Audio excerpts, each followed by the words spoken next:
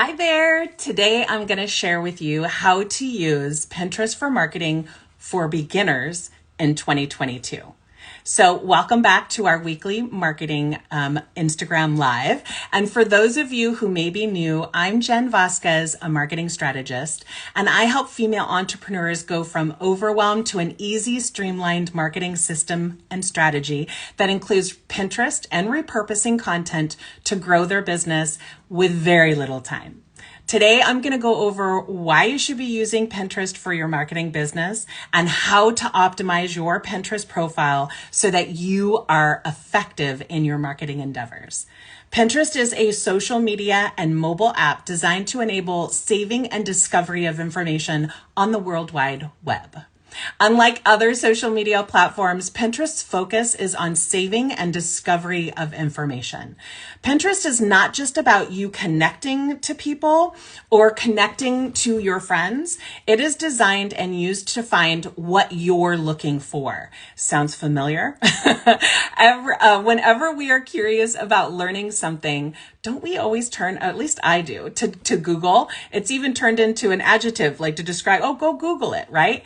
And in the search results, Pinterest often, or every time, pops up. Pinterest is all about discovering things, products, and information on the internet, purchasing or saving, which is called pinning it. So how do we as business owners and entrepreneurs use it effectively for marketing our business? Think of Pinterest as the top of a sales funnel.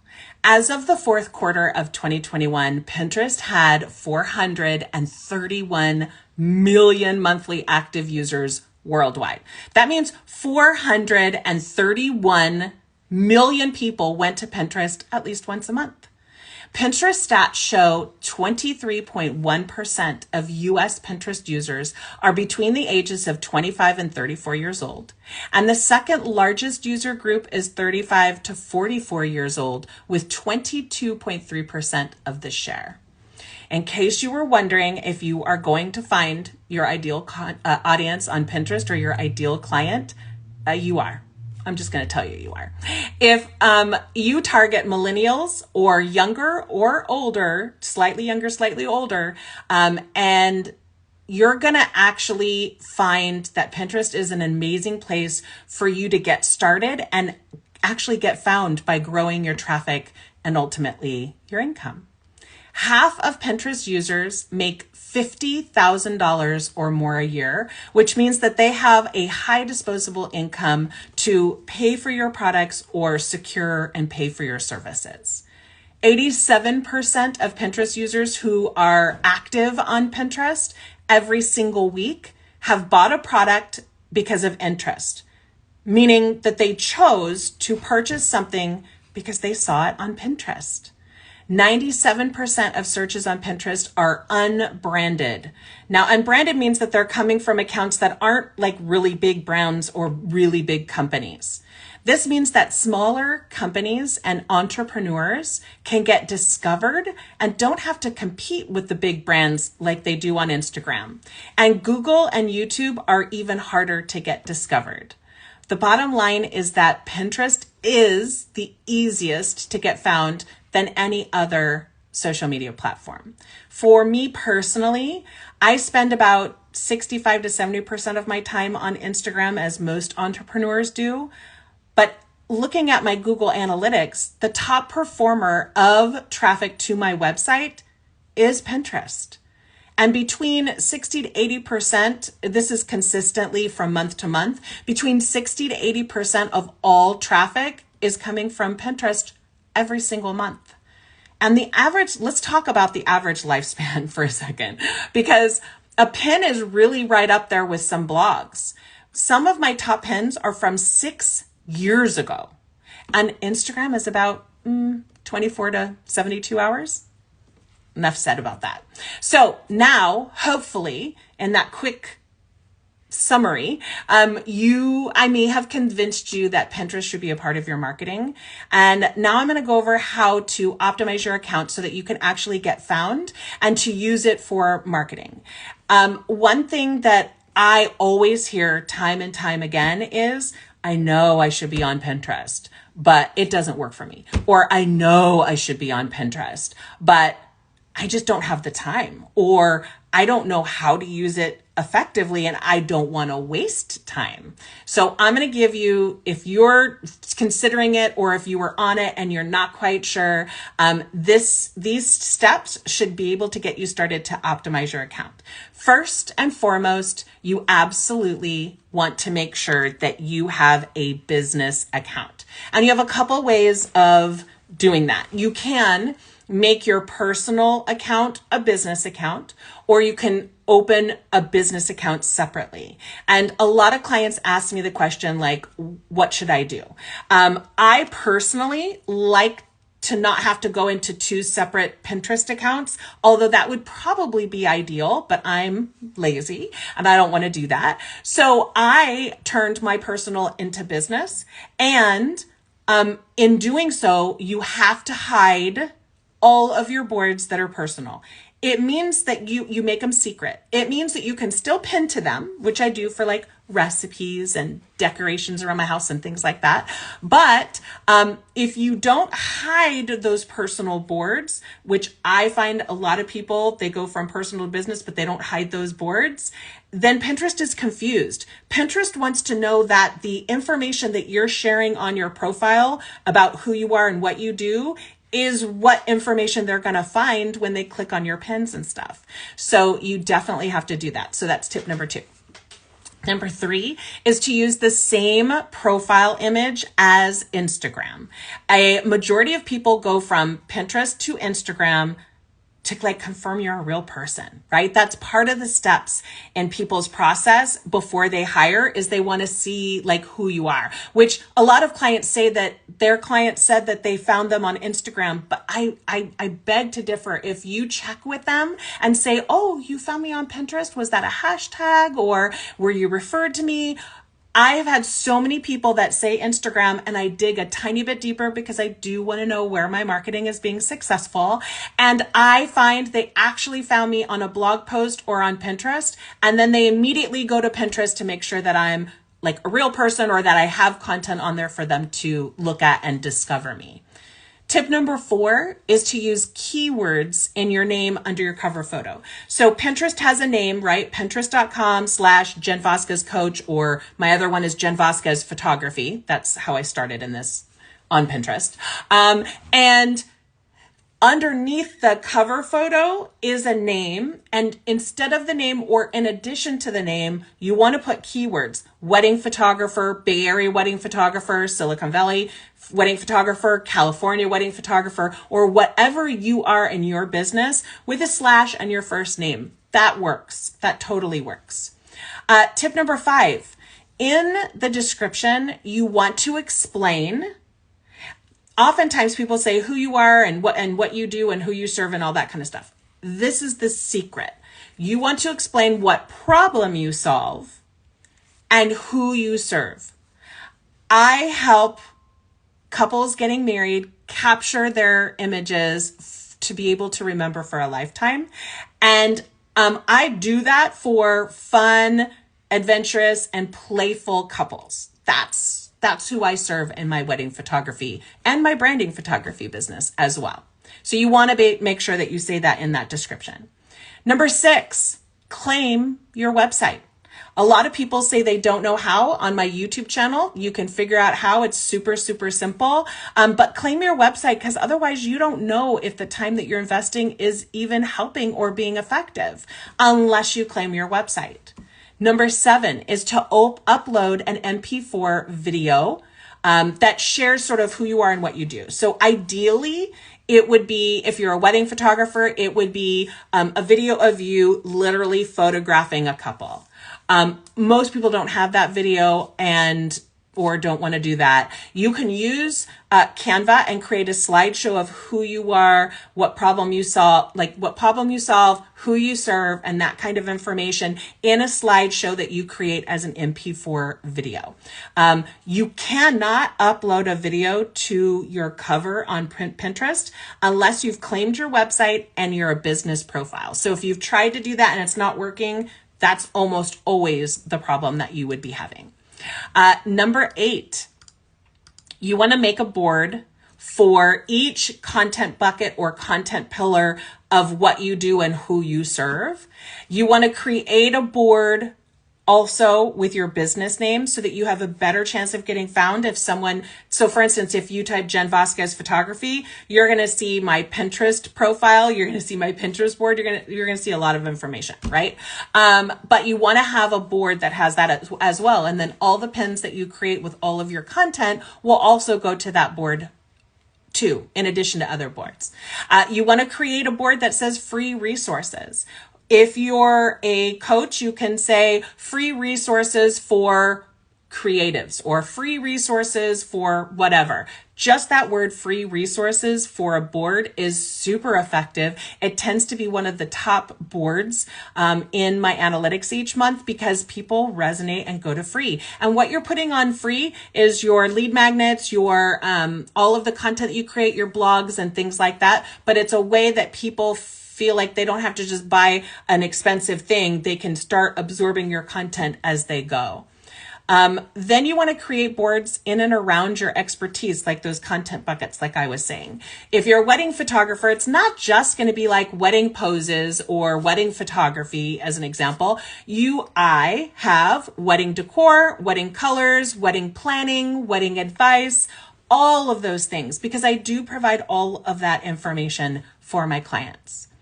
Number 9, you can pin other people's content if and only if it aligns with your brand or is helpful for your client.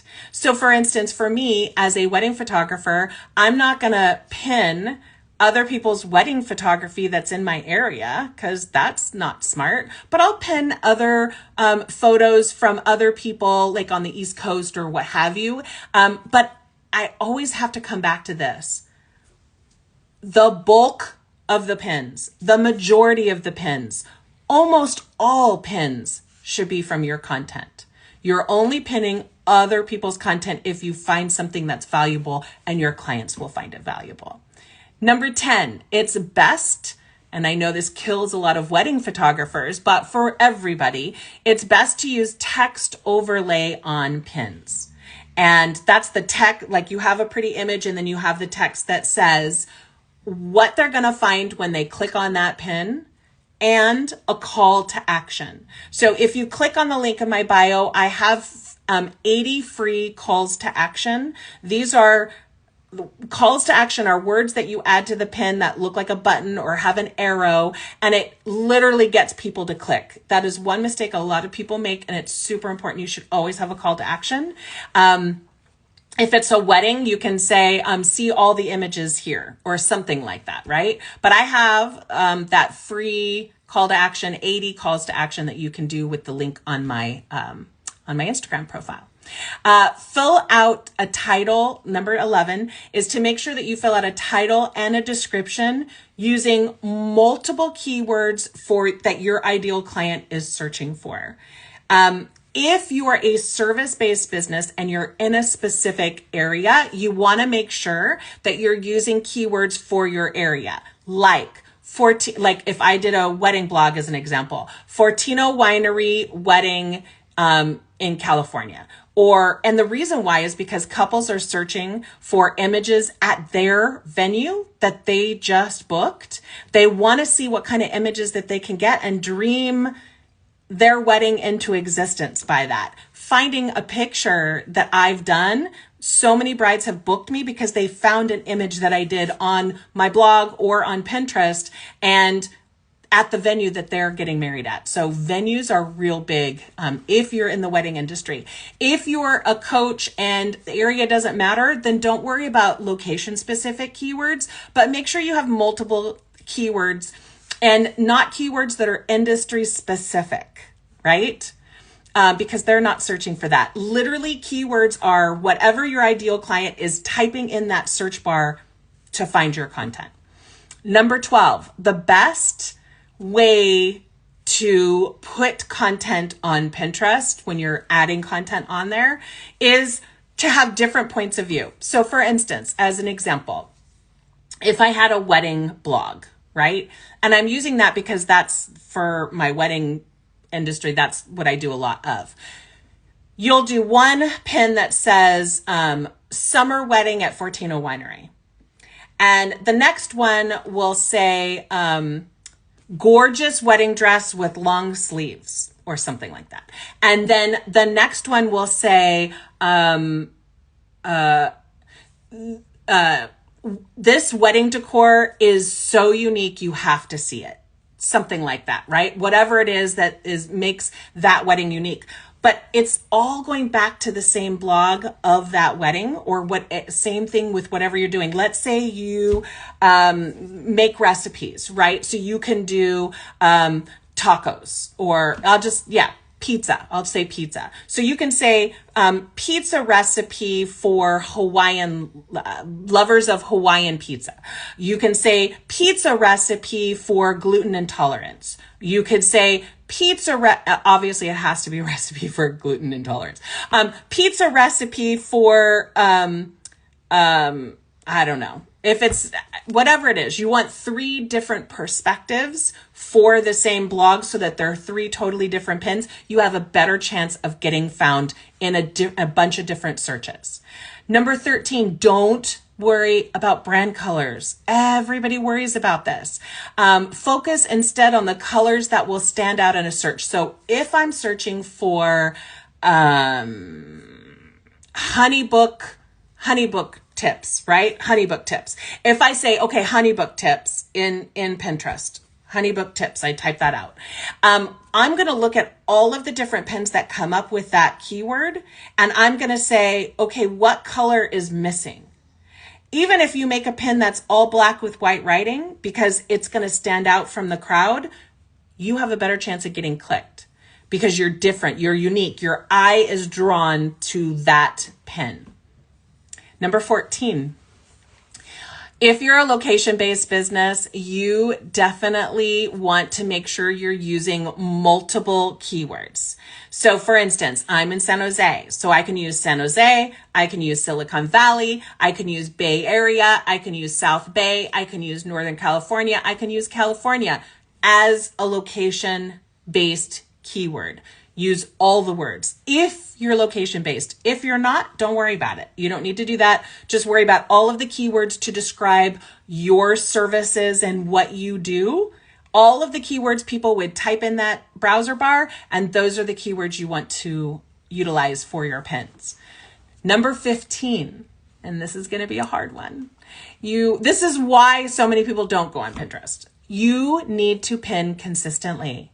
If you only do 3 or 5 pins a day, that's totally okay as long as it's every day. What people do is they get all excited. They've optimized their Pinterest and they'll go on there and they'll do like 30 pins in a day, and then they won't do anything for 2 weeks. It can actually negatively affect you. You don't want to look spammy. That totally looks spammy.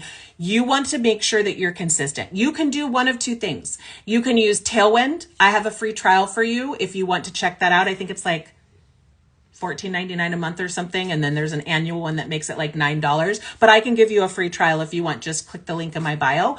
Or you can use the Pinterest schedule, which is native to Pinterest. It's in Pinterest. There are a few drawbacks to that because you can only do about 30 pins and you can only do, I think, up to 2 weeks in the future. But still, you can spend a little bit of time once a week doing all the pins, scheduling them out, and then you're going to be consistent. That's the way that I would do it if I wasn't using Tailwind. Number 16. You can pin the same pin to multiple boards, but you only want to do it if it makes sense. So I might pin a pin to, I'm going to use wedding as an example because it's easier for me, but let's say I have wedding venues in California, or my favorite wedding venues board. I'm also going to pin it to maybe Jen Vasquez photography. I'm also going to pin it to like all the boards that make sense, but no more than 10. You don't want that same pin on more than 10 boards. I rarely use 10 boards and I have a lot of boards. So you only want to use the amount, pin it to multiple boards if it makes sense, if it fits that board. Pinterest loves when you're very specific on your content, and they can basically, it's like the algorithm can trust you. A couple more tips. Number one, look at analytics monthly, not weekly, and definitely not daily, because it's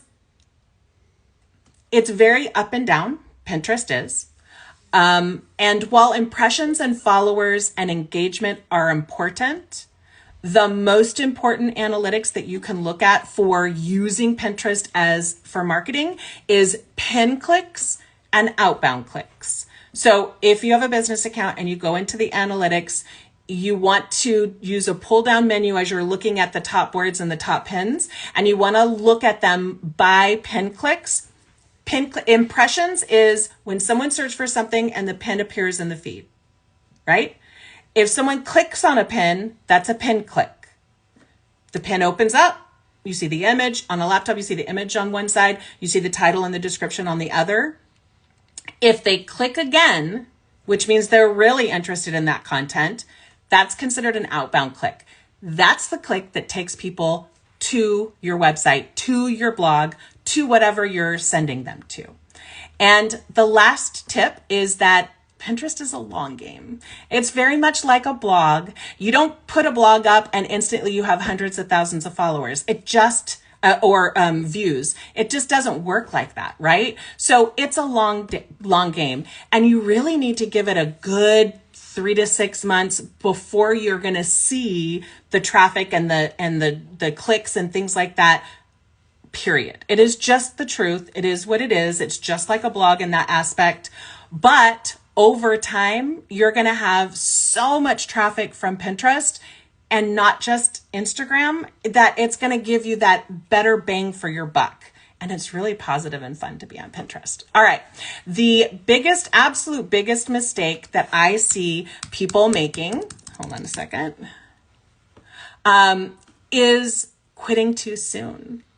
They are like putting in the work and putting in the work and putting in the work, and they quit just as the analytics are going to start to turn into your favor. And another mistake people make is making a strategy out of somebody's old information on the internet about Pinterest, or hearing about a hack. Hacks to me are like a secret or how to work around the algorithm. That's like, you never want to look at that information. I'm going to give you some advice that will actually make your Pinterest strategy effective. A Pinterest strategy should be your business goal combined with what Pinterest wants. So let's just put it out there.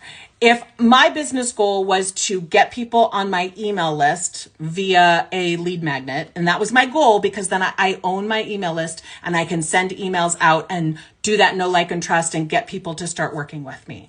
If that's one of my goals, which kind of should be your goal too, if that's one of my goals, and what Pinterest wants always is good quality information for the searches that appear on Pinterest, for Pinterest users.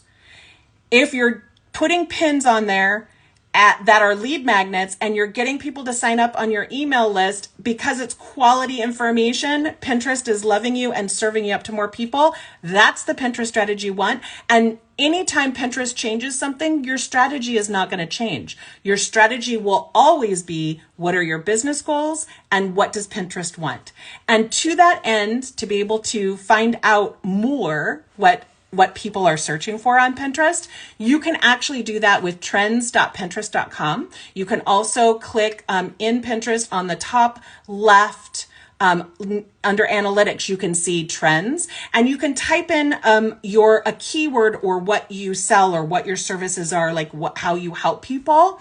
And you can see what the top searches are at what time of year.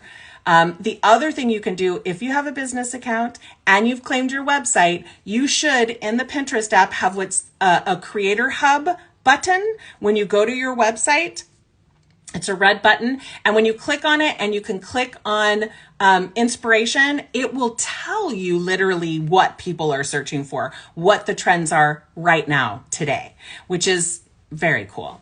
Okay, so thanks everyone for hanging out with me. Do you guys have any questions? I'm super happy to answer any questions you might have. If you want to just put the question in the comments. If not, I will see you this time next week. And you can always send me a DM too.